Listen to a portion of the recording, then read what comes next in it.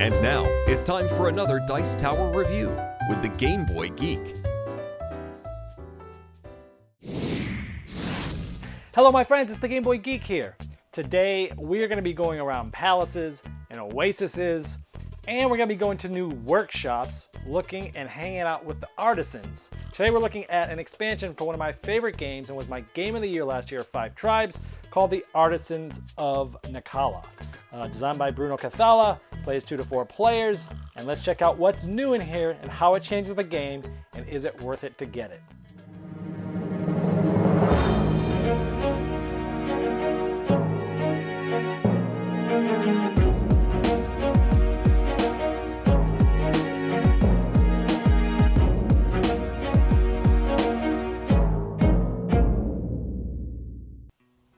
Now in the box you get 6 brand new tiles to add to the board of tiles. There is a player aid, a half sheet color double-sided player aid that tells you the new rules.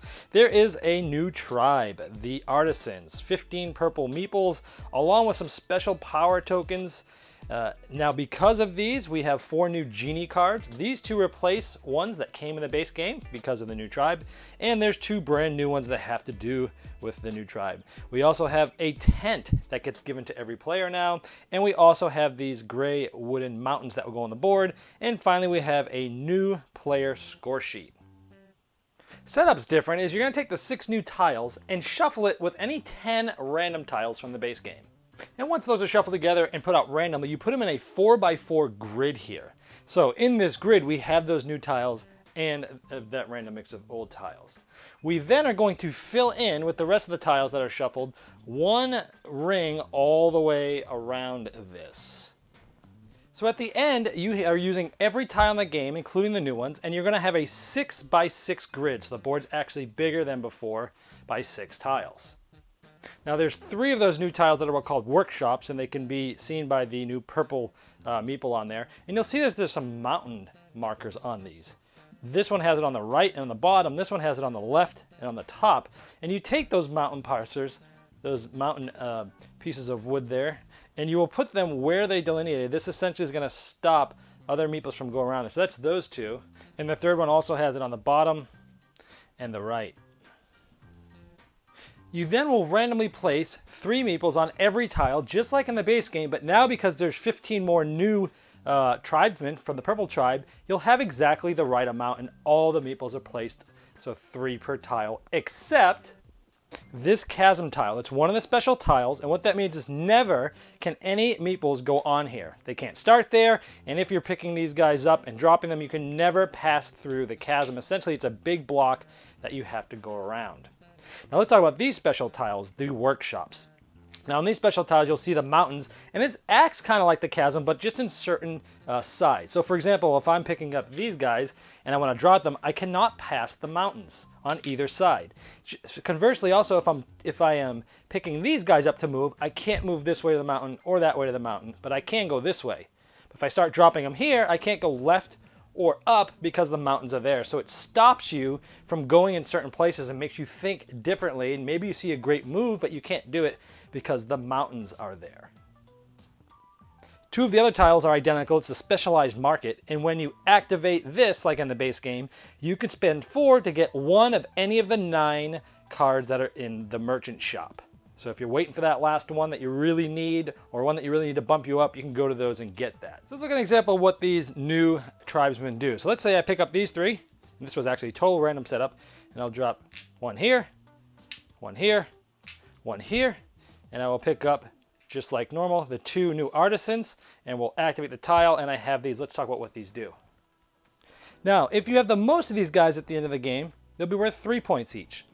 If you don't, they'll be worth 2 points each. Now, because I just picked up 2, I get to draw 2 from these special new token abilities. And I get to look at 2 of them, pick 1, and discard the other face up.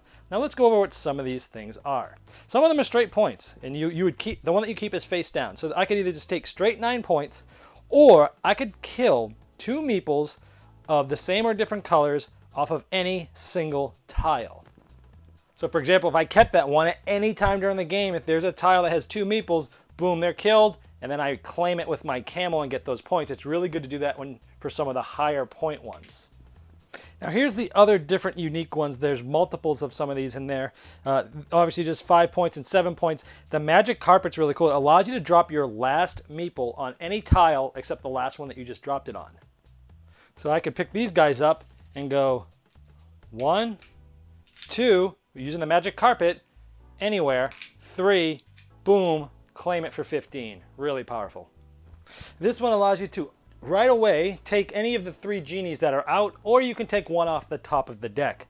This one allows you to take your camel and move it to any spot that has no camel. This one allows you to take anywhere up to 5 meeples of any color from any adjacent tiles and move it to a specific tile.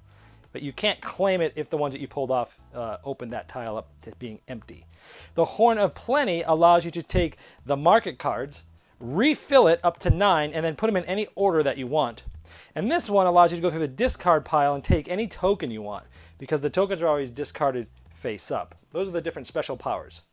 Now the 2 new unique genies allow you to get 2 extra points for each artisan, and if you have the special tokens with the points, they're worth 3 more. Now back to this, we originally picked these guys up and activated this tile. Now this allows you to spend either 1 of these and put it back in the bag, or 2 of the Fakir or slave cards, if that's what you still have for the base game, the original one. You could turn those in, and because you're at the workshop, essentially you just take the first card from the market. So the market, you would take the first one that's closest to it if you want to spend that guy to do so. Now the last things are the tents. Let's say I take these guys up here, and I say 1, 2, 3, 4, and I clear this tile. Instead of placing a camel, I can place a tent.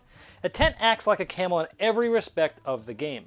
Now at the end of the game, not only will this be worth 6, it's going to be worth 1 point more for every red scoring tile around it, including itself. So this is 6, 7, 8, 9, 10, 11, because surrounding, including the tile, are red scores. You get 1 point for each of those, and that's what the tent does.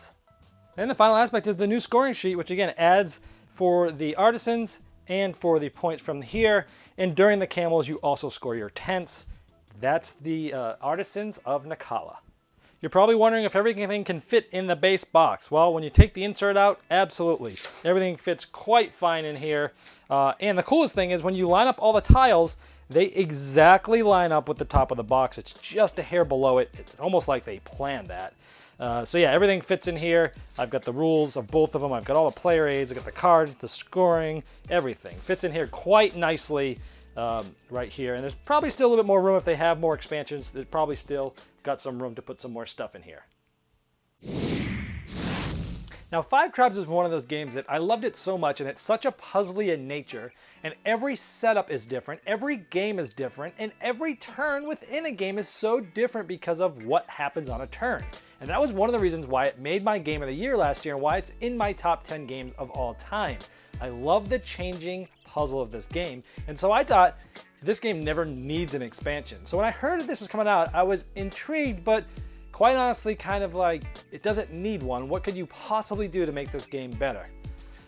Why do I ever doubt Bruno? I am such an idiot. I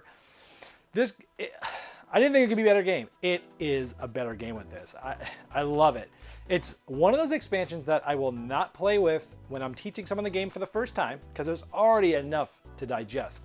But after someone's played at least once, I will mix this in every time because I want to play with this. I love the random setup where you're getting those tiles and they're being put in the middle and they're different. I love how those tiles, those workshop tiles, have those mountains. Those mountains in the chasm really change how you do things. It really breaks things up, and sometimes you might fall yourself into the trap of kind of going after the same thing maybe from game to game. And again, it doesn't happen that often because the setup's so different, but sometimes you may try to force your strategy on the board as opposing to let the board of the meeples come to you and what people leave you come to you. Sometimes you get in that mentality, I'm just gonna go for this. Well, this really shakes that up and doesn't really allow you to do it much anymore because of the different ways that the board's set up. There may be things that you want to do and you see a really good move, but you can't do it because those mountains are there. So it makes you rethink the problem in the puzzle, and I really like that about it. I love how now the board's bigger, that huge 6x6, 36 tiles. There's 3 meeples on every tile, and I like that the board's bigger because it gives you more options at the beginning of the game and during the game. More options, more puzzliness, more brain burniness. Bring it on, because that's what I love about this game. Now the best thing is those artisans, because when you go after them, you take them and you get to look at that many of those special abilities. The special abilities in this expansion, to me, is the best part about it. The new meeples, how they score, and getting those special powers. Man, some of them are so powerful. It's like, oh, I dropped my meeple on that 15 tile and the magic carpet, and boom, I got the 15. Or, hey, I'm gonna kill 2 meeples over here and take the tile with a 10. Boom, and it's like sneaky things. And I really love those special abilities. It really ratchets up this game's love much more for me. And then you have that battle like you did with the yellow clan before, if you're trying to get the most so that they're the most points as well. And it's like, but do you use them to get what you really need from the market maybe that turn and turn them in? More awesome decisions. The tent is just a simple, cool little twist. It's one tiny little thing, but again, okay, now one more thing to think about. Where can I go where there's a bunch of red scoring tiles around? Put my tent there. You can get up to 8 more points because of that, or 9 more points total because of that. Huge. So a lot of little tweaks. You know, the extra genies, well, those go with, you know, the new tribe. They probably won't come up that much, but again, when they do come up, it makes them so much more powerful. So lots of little things that are added, but man, those special powers, everything. There's not one little module in here that I don't like. Excellent job. If you like 5 Tribes, even if you didn't think you needed an expansion, you might want to try this one out, because I didn't think it needed one. And man, the game's even more enjoyable when I didn't think it could be. That's Artisans of Nacala. Thanks so much for watching the Dice Tower videos. Find more great videos and reviews, as well as our top-rated audio podcast at Dicetower.com. You can also find other great shows at Dicetowernetwork.com. I'm Eric Summerer, and you've been watching The Dice Tower. The Dice Tower is sponsored by Cool Stuff Inc., where you can find great games for great prices. Cool stuff in stock. Check them out at CoolStuffInc.com.